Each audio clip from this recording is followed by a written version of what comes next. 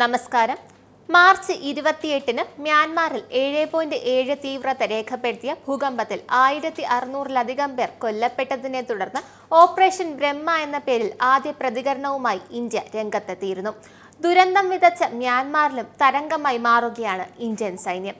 ദുരന്ത മേഖലയിൽ അവരാൽ കഴിയുന്ന രീതിയിൽ അവരുടെ കഴിവിന്റെ പരമാവധി ജനങ്ങളെ രക്ഷിക്കാൻ അവർ ശ്രമിക്കുകയാണ്. ഇന്ത്യ 15 ടൺ ദുരിതാശ്വാസ വസ്തുക്കൾ അയച്ചു. 2 നാവിക കപ്പലുകൾ വിന്യസിച്ചു.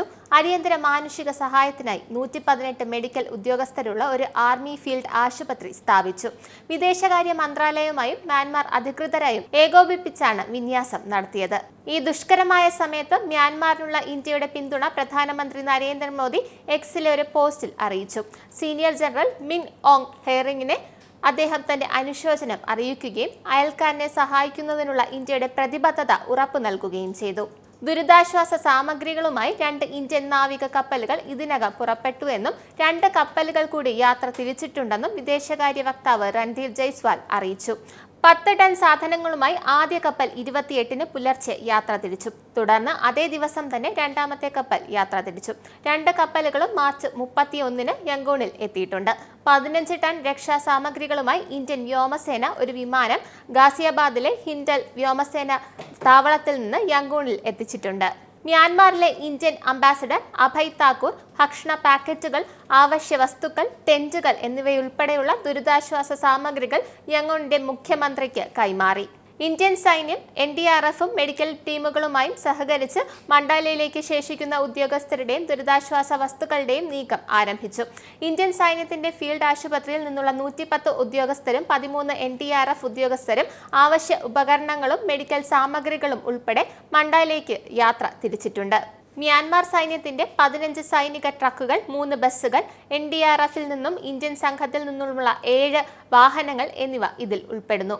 10 ഇന്ത്യൻ ആർമി ഫീൽഡ് ഹോസ്പിറ്റൽ ഉദ്യോഗസ്ഥരും NDRF അംഗങ്ങളും DCMും DAയും MAF വിമാനങ്ങൾ വഴി മണ്ടാലയിൽ എത്തിയിരുന്നു.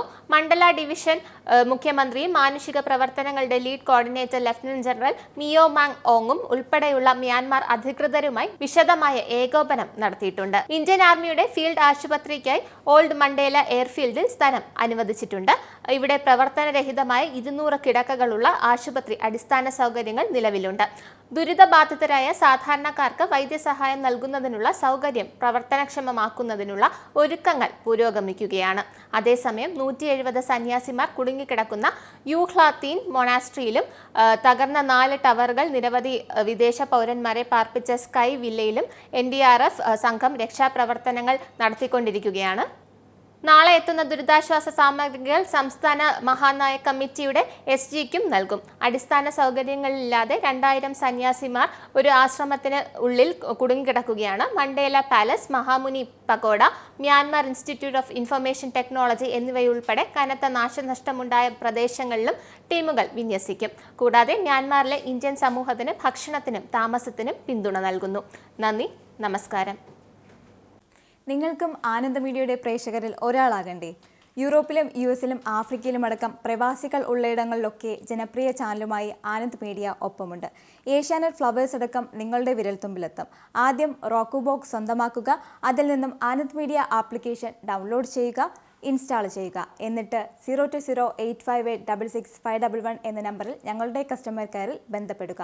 അല്ലെങ്കിൽ +91 735 660 3747 എന്ന നമ്പറിൽ വാട്സപ്പ് ചെയ്യുക.